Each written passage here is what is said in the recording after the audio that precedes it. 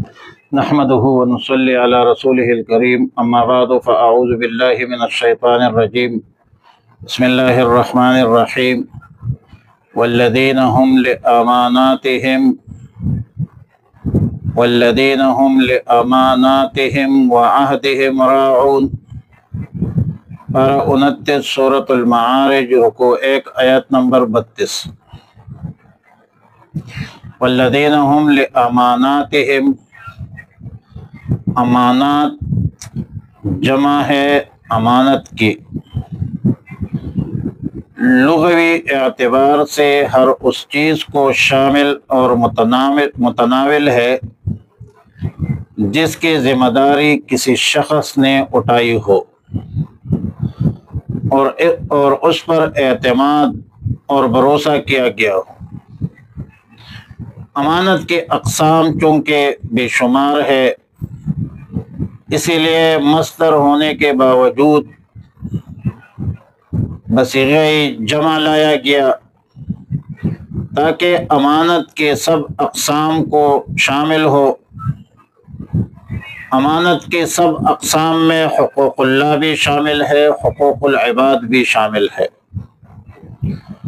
حقوق اللہ سے متعلق امانات تمام شرعی فرائض واجبات کو ادا کرنا ہے اور تمام محرمات سے، مکروہات سے، معاصی سے پرہیز کرنا ہے، گریز کرنا ہے۔ حقوق العباد سے متعلق امانات میں مالی امانت کا داخل ہونا تو معروف ہے، مشہور ہے کہ کسی شخص کے پاس اپنا کوئی مال امانت کے طور پر رکھ دیا ہو کہ یہ اس کی امانت ہے، اس امانت کی حفاظت اور امانت کی بحفاظت واپسی تک اس شخص کی ذمہ داری ہوتی ہے۔ راز کی بات بھی ایک امانت ہے۔ المجالس بالامانہ، کسی نے کسی کو کوئی راز کی بات کہی ہو، وہ بات بھی راز ہے۔ بغیر اذن شرعی کے کسی پر راز ظاہر کرنا یہ امانت میں خیانت ہے۔ مزدور، ملازم، نوکر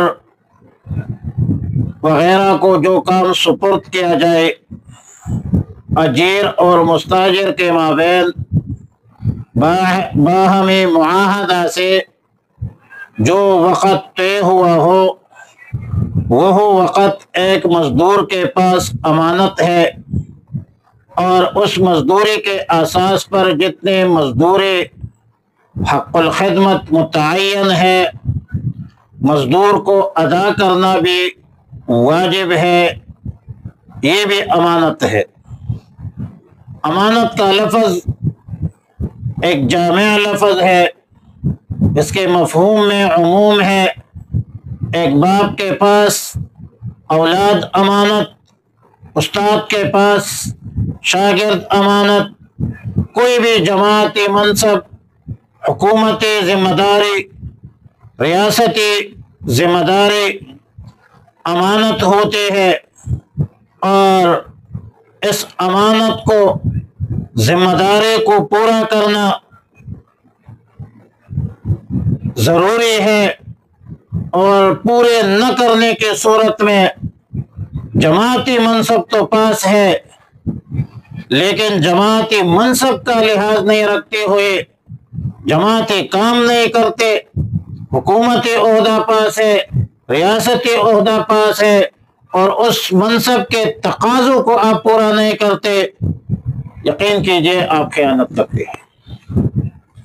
یہ امانت میں خیانت ہے، خیانت منافق کی علامت ہے۔ اور اس کے ساتھ دوسری بات، وعہدہم راعون، عہد تو ایک معاہدہ ہے، ایک میثاق ہے، ایک پیمان ہے۔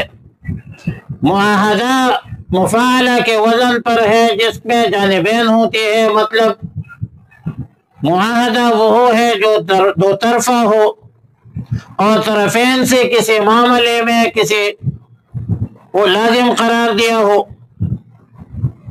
عہد اور معاہدہ کو پورا کرنا یہ حکم الہی ہے، اور عہد و معاہدہ کے خلاف ورزی غدر ہے، دھوکہ ہے، حرام ہے، ناجائز ہے۔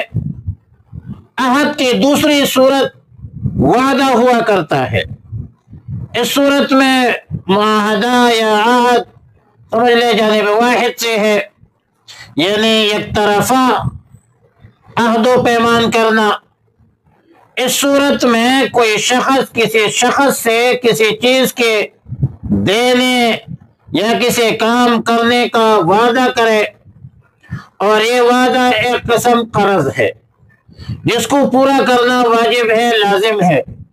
حدیث شریف میں ہے کہ وعدہ ایک قسم ہے جس کے ادائیگی واجب ہے بلا عذر شرعی، وعدہ خلافی گناہ کبیرہ ہے۔ بہرحال دونوں صورتوں میں عہد معاہدہ کے معنی پر ہو یا عہد وعدہ کے معنی پر ہو، دونوں میں فرق صرف اتنا ہے کہ جب عہد معاہدہ کے شکل میں ہو، جانبین سے ہو، تو اس صورت میں عدالت کے ذریعے ایک معاہد کو مجبور کیا جا سکتا ہے، جبکہ دوسری صورت میں جب عہد بمعنی وعدہ ہو تو اس کو پورا کرنا بذریعہ عدالت آپ اس کو مجبور نہیں کر سکتے۔ دیانتاً مسلمانی کا تقاضا یہ ہے، ایمان کا تقاضا یہ ہے کہ وعدے کو پورا کرو بلا عذر شرعی۔ بلا عذر شرعی وعدے کی مخالفت خلاف کرنا یہ گناہ ہے، اور حدیث شریف میں ہے آیت المنافق ثلاث، اذا وعد اخلف واذا اؤتمن خان۔ وعدہ خلافی یہ منافق کی علامت ہے، گریز کرو اس سے۔ امانت میں خیانت یہ منافق کی علامت ہے، گریز کرو اس سے۔ اللہ رب العالمین کا ارشاد مبارک ہے وَأَوْفُوا بِالْعَهْدِ إِنَّ الْعَهْدَ كَانَ مَسْئُولًا، عہد و پیمان معاہدات کو پورا کرو، بروز قیامت اس حوالے سے باقاعدہ طور پر پوچھا جائے گا۔